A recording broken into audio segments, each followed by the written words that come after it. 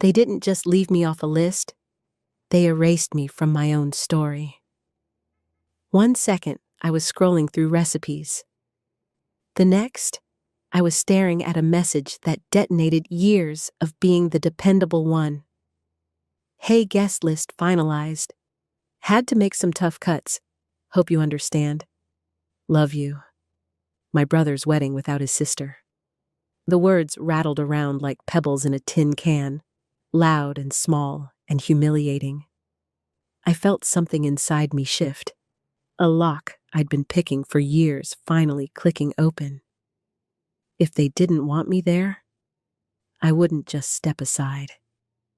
I would step out.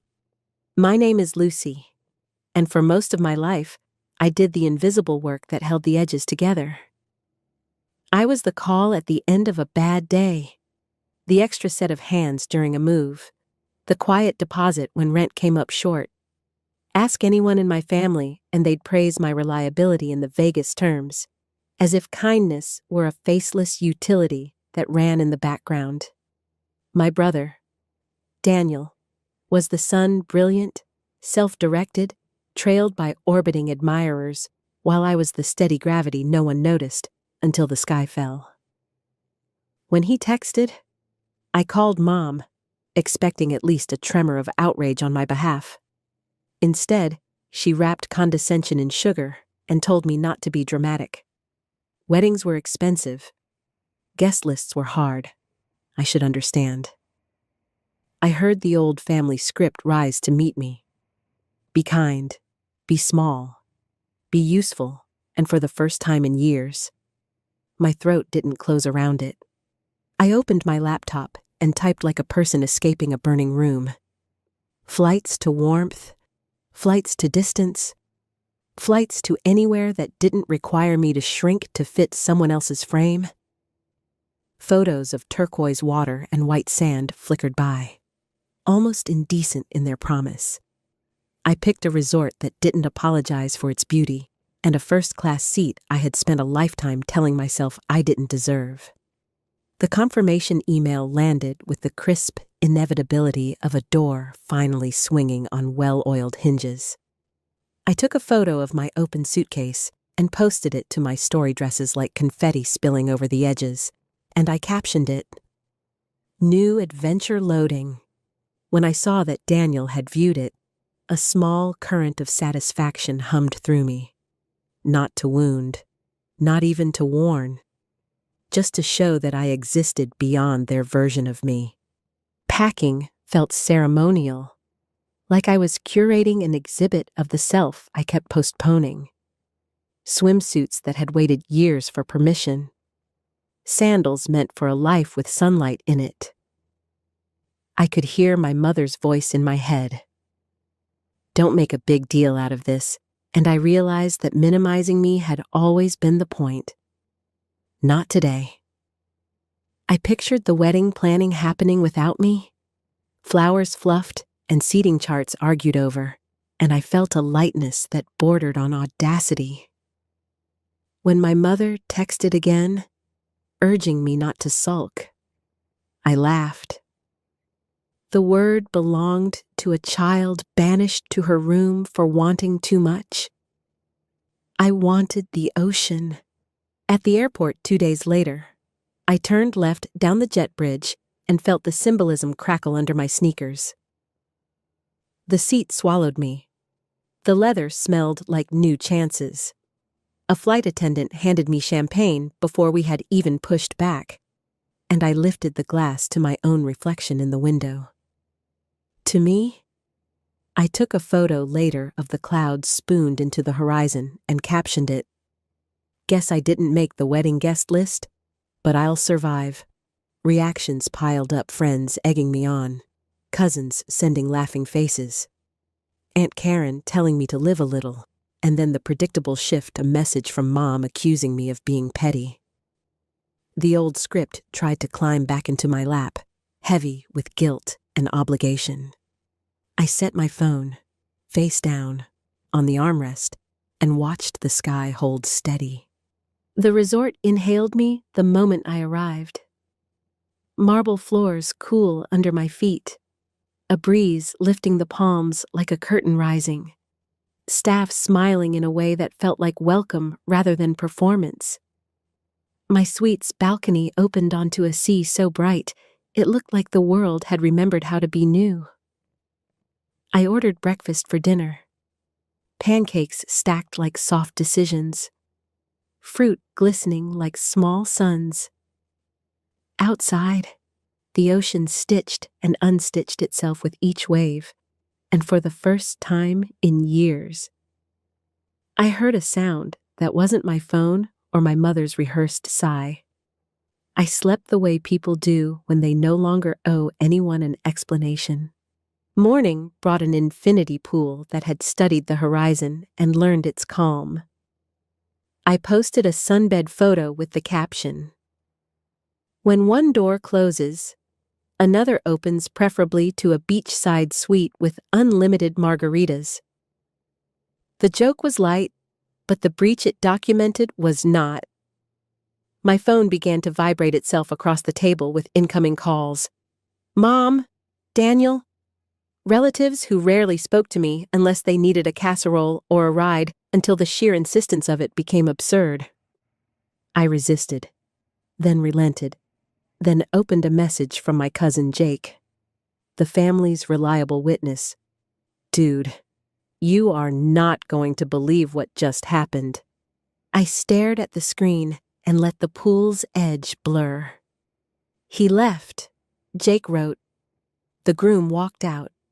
The wedding had detonated mid-performance a fight, a door slamming, voices raised, the bar shuttered early, the room tilting.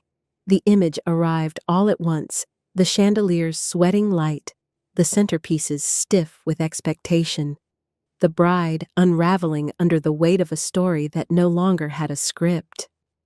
My laughter startled even me loud, uncontained, unashamed, and the woman on the next lounger glanced over with a smile that said she wanted to be in on whatever freedom I'd discovered. My phone lit again with Mom's voice, frantic in a voicemail, insisting the family needed me. It was the old summons, the bat signal for the fixer, the guarantee that I would run toward the fire, even while the people inside insisted I didn't belong. I placed the phone back on the table, face down, and lifted my drink to the sun. For once, I would not mistake urgency for love. The flood of messages swelled like a tide I no longer felt compelled to fight. Daniel's name kept blinking across my screen, his texts spilling guilt in short bursts. Lucy, please pick up. Lucy, I need you. Lucy, don't do this. I almost laughed at the inversion. Don't do this, as though I were the one who had slammed a door on family. For years, I had been his late-night counselor, his emergency fund, his patient shadow. And now, the absence of that role hollowed him out so completely that he begged for the very presence he deemed unnecessary. I lay back on the lounge chair, letting the Caribbean sun bronze me in defiance, and thought, if this is petty, then I wish I'd been petty a long time ago. That evening, curiosity nudged me into opening one voicemail. My mother's voice fractured between indignation and panic. Lucy, I don't know what you think you're doing, but this is not the time for one of your tantrums. Your brother's wedding is falling apart, and he needs you. This family needs you. I could hear the scrape of a chair, the clinking of glasses, chaos flooding the background. Her words used to detonate guilt like a landmine in my chest. But this time, they landed dull, like pebbles tossed against a closed door. Tantrum, she had said, as if standing up for myself were childish rebellion. I shook my head, poured a second glass of wine, and muted the rest. Emily's voice followed on the next voicemail, shaky and cracking through tears. Lucy, I know we haven't always been close, but please, please, I need your help. Daniel's losing it. Everyone's fighting. You're the only one who can calm him down. I'm begging you." The irony stung sweet. The same woman who had looked at me across family dinners with polite distance now clawed at my absence like a lifeline. If I had been there, I realized, I would have been doing what I always did, softening sharp edges, patching leaks, making excuses for bad behavior. And then when it was done, they would have toasted without me again. Not this time. I smiled at the thought, stretched across the bed in my robe, and ordered chocolate cake for dessert. My cousin Jake's message was the one that made me laugh until I wheezed. He whispered like a conspirator, telling me Aunt Lisa and Mom were already plotting to wait at my apartment for my return, convinced they could scold me back into submission. "Grandma," he said, was muttering that the wedding was cursed because I hadn't been there, and Emily had brought it on herself by cutting me out.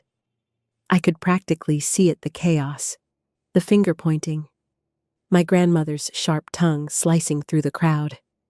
If family lore had villains and curses, maybe for once I wasn't the scapegoat.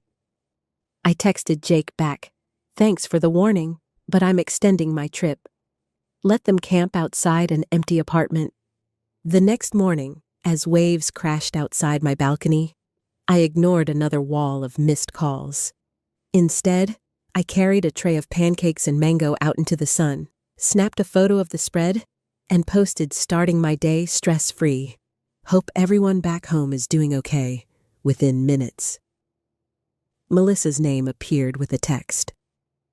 "Okay, I know you're ignoring everyone, but please call me. You're going to love this." Melissa was the cousin who had always understood me without words. I dialed. She answered on the first ring, barely able to contain her glee. "Lucy, sit down," she blurted. "You are about to die laughing." I was already lounging under a cabana with a mimosa, so I told her I was more than ready. She launched into the scene like she'd been rehearsing it.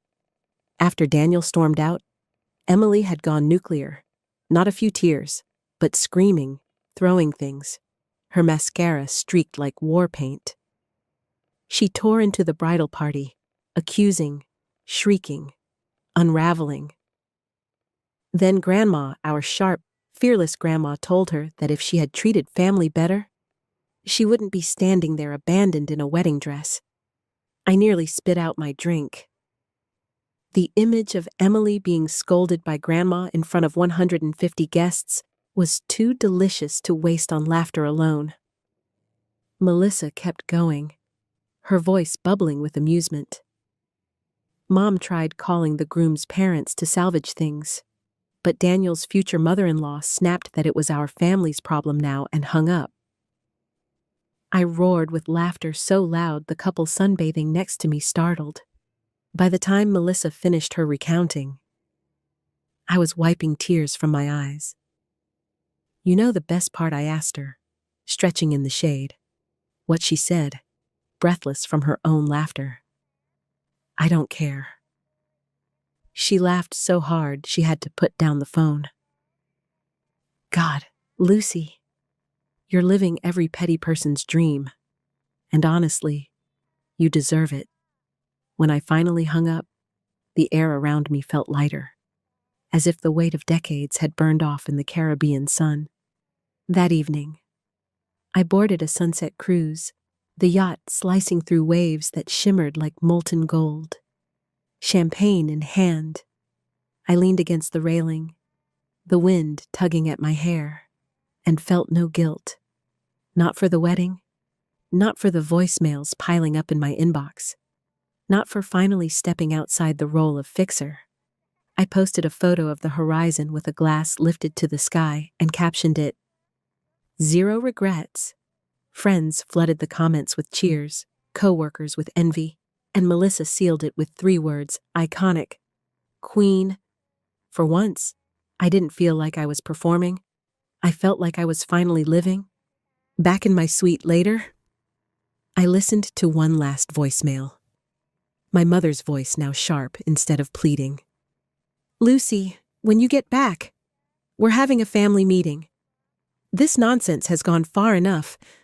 I nearly spit out my wine. A family meeting, as if they could erase years of minimizing me by shoving me back into a chair and talking over me. I texted Melissa instead. They really think I'm coming back for a lecture. She replied instantly with strings of laughing emojis. The decision crystallized. Then I wasn't going back. Not yet. I was going to extend my stay. The Caribbean, with its salt air and slow mornings, had given me something my family never had: peace. By the third morning, the rhythm of the waves outside my suite had rewired something deep in me. I woke without the anxious knot that usually twisted in my stomach before family events. Instead, sunlight streamed across crisp sheets, and the only urgency I felt was whether to order espresso or a mimosa with breakfast. I reached for my phone out of habit, and within seconds the screen lit up like a fire alarm. Dozens of missed calls, texts that scrolled longer than my thumb could swipe, and voicemails stacked one after another. My mother's latest text glared at me. "You need to stop acting like a child and come home. We'll sit down as a family and fix this." Daniel's messages begged in their own way. "Lucy, I can't believe you're doing this to me. You're being selfish." And Emily's plea was almost absurd. "I'm heartbroken. Do you even care?" I laughed so hard I nearly spilled coffee across the balcony table. Did I care? For years I had cared so much it had hollowed me out.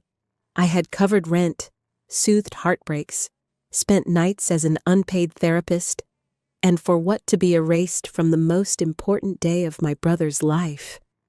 Their words now were not about love, but about panic. They weren't afraid of losing me. They were afraid of losing the person who cleaned up their messes.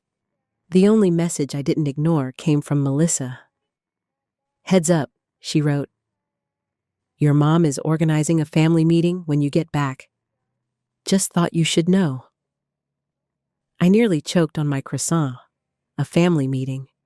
As if I would stroll back into their arms and let them script the narrative again. "Not happening," I typed back. "Thanks for the warning, but I won't be there." She replied instantly, half shocked, half delighted. "Wait, what do you mean?" I smiled as I typed, "I'm extending my trip." Her answer came in seconds iconic. "Tell me everything when you're back, whenever that is." That afternoon, I sat in the resort's cool marble lobby with my laptop balanced on my knees.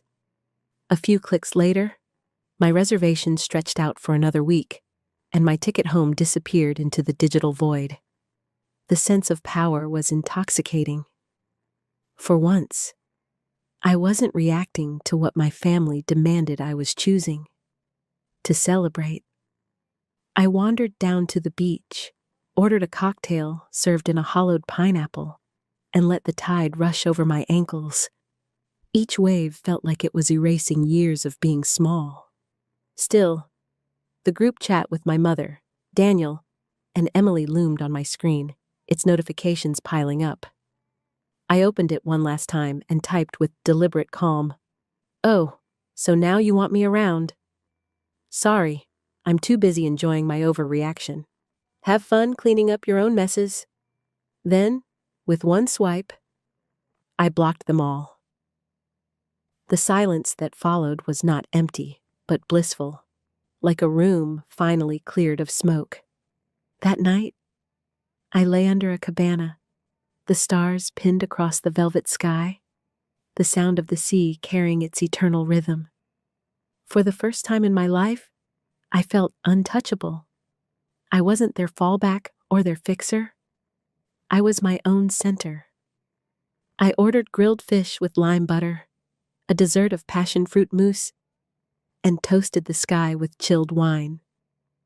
"To freedom," I whispered, letting the words carry into the salt air. The next day, I indulged in the spa lavender oils, a massage that unraveled knots I hadn't realized were buried in my shoulders, a plunge into a mineral pool that made me feel new. As I sank into the water, eyes closed, I thought about my mother's voice calling me selfish, Daniel's voice calling me petty, Emily's voice calling me heartless. For years, those words would have gutted me. Now they rolled off like beads of water on sun-warmed skin. By evening, I was dressed in a sundress I hadn't dared to wear in years, sipping a glass of wine on my balcony while the horizon blazed pink and orange. I snapped one more photo, captioned it, "Choosing me, finally." Within minutes, friends and cousins chimed in with cheers, heart emojis, and playful jealousy. Even people I hadn't spoken to in years sent messages of admiration. I realized something sharp and simple: the approval I had begged from my family for decades had always been a moving target. But here, with no one to scold or guilt me, I didn't need it. Back home, chaos was still unspooling, I knew without checking. But for the first time in my life, that chaos wasn't mine to contain. I leaned back, cradled my wine glass, and whispered to the horizon. They wanted a wedding without me. Now they can have the aftermath without me too. The days began to blur together in the best way, each one opening like a seashell, full of unexpected beauty. I woke with no alarm, no anxious messages from my mother dictating my day. Instead, the sound of waves lapping the shore set the rhythm. Breakfast came on silver trays, croissants, mangoes, coffee strong enough to shake the last traces of worry out of me. I carried it to the balcony, watching the sun climb into the sky as if it were rising just for me. My phone, always face down, buzzed and blinked until it gave up. I let it. Silence had become my favorite luxury. On the fourth evening, I joined a group sunset cruise organized by the resort. The yacht gleamed under the fading light, its white hull cutting clean lines through the sea. Guests clustered at the railings, snapping photos, but I lingered near the stern with a glass of champagne. As the horizon bled from gold into violet, I felt an almost giddy sense of reclamation. For so long, I had been an extra in someone else's story. Now, at last, I was the main character in mine.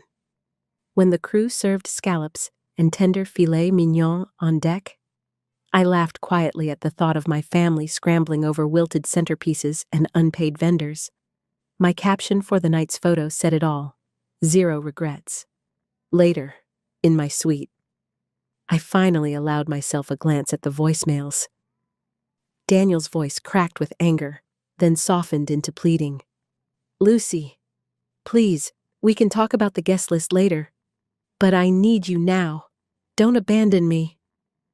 I shook my head at the irony. Abandonment was his specialty, not mine. Emily's message came next, her tone brittle with desperation. "Do you even care I'm heartbroken?" I muted it halfway through. Care had been the axis of my life for years, and not once had it been reciprocated. Now, caring for myself was more than enough. The resort itself felt like a sanctuary. Towering palms lined the paths, their shadows dappling the stone walkways. At the infinity pool, I floated until the horizon disappeared, water stretching into sky. I thought of my mother's promise that we would celebrate something else soon, as if love could be rescheduled like a dentist appointment.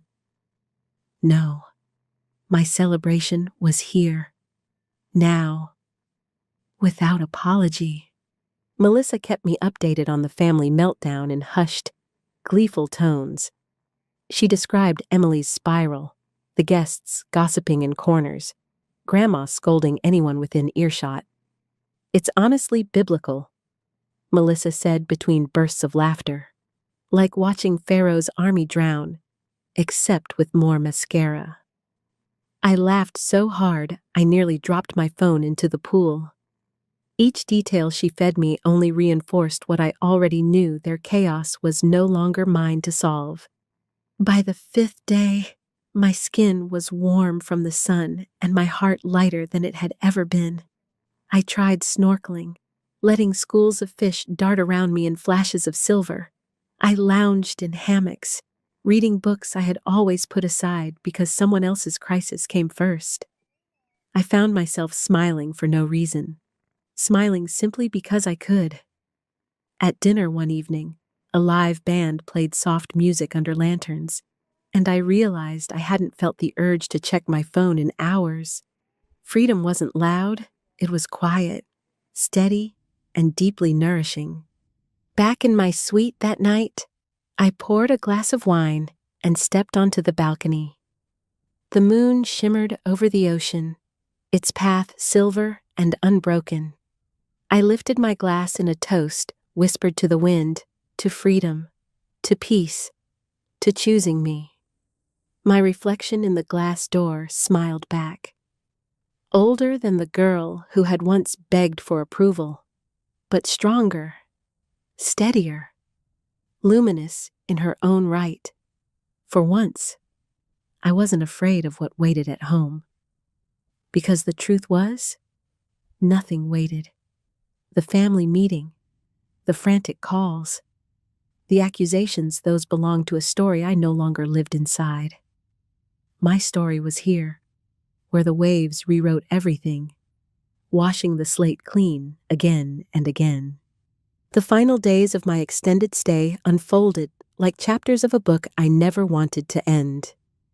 Each morning, I wrapped myself in the softest robe, ordered espresso and buttery croissants, and sat on the balcony as the Caribbean sun painted the horizon in blush and gold. My phone, still buzzing with voicemails from numbers I no longer recognized, stayed tucked in the nightstand drawer, silenced. What had once been an anxious tether was now just background noise, a chorus of demands that had finally lost its power over me. One afternoon, I treated myself to the spa again. The masseuse worked her hands across my back, untangling years of knotted guilt, each press and release like shedding an old skin. When she finished, I floated in the mineral pool until my mind felt as quiet as the water. For the first time in my adult life, I wasn't anticipating the next crisis. I wasn't rehearsing apologies I didn't owe. I wasn't bracing myself to be the reliable sister, the dutiful daughter. I was simply Lucy, whole on my own. Melissa called that evening, her laughter still bright. "You won't believe this," she said, barely able to get the words out. Emily tried to reschedule the wedding, like she could just pencil it in again next weekend, as if nothing happened. Half the guests swore they wouldn't return, and Grandma told her point blank she'd cursed her own marriage before it even began. It was chaos. Lucy. Absolute chaos. And you know what? Everyone kept saying the same thing. If Lucy had been here, none of this would have happened. I laughed, shaking my head as the ocean breeze tangled my hair. And the best part? Mel, I don't care. I don't want that role anymore.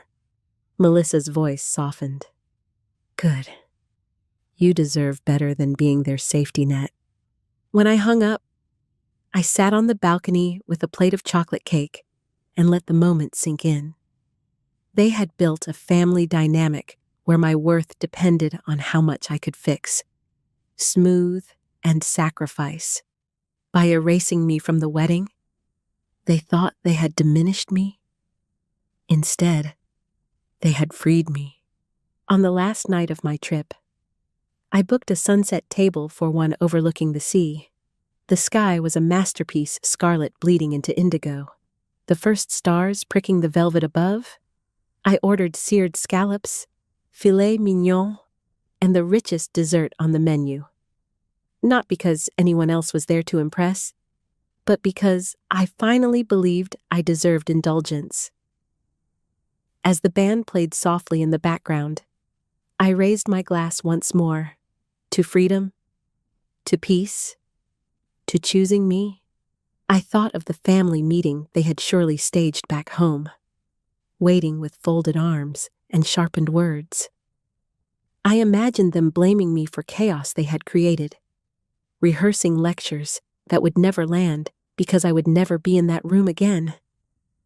And for the first time in years, I felt no fear, no obligation, no guilt, just relief. When my plane finally took off a week later, I sat again in first class, champagne fizzing in my glass, clouds rolling out beneath me. I snapped one last photo leg stretched, drink in hand, horizon glowing, and captioned it simply, "No regrets." My inbox filled almost instantly with messages from friends and strangers alike, all cheering me on, some confessing they wished they had the courage to do the same. And I realized this wasn't just about a wedding or a family feud. It was about the quiet revolution of deciding you matter, even if the people closest to you refuse to see it. Because sometimes the best revenge isn't confrontation. It isn't yelling or fighting for a seat at a table that never wanted you. Sometimes the best revenge is building your own table, in paradise if you must, and realizing you are never the afterthought, you are always the main event. So if you've ever been minimized, excluded, or erased, hear this: you don't have to wait for anyone else to validate your worth. You can choose yourself. You can book the ticket, pour the champagne, take the photo, and toast your own name. And when you do, you'll discover that freedom tastes sweeter than any approval ever could. If this story resonated with you, take a moment to like, share, subscribe, and comment below. Tell me, have you ever chosen yourself when others try to erase you? I'd love to hear your stories.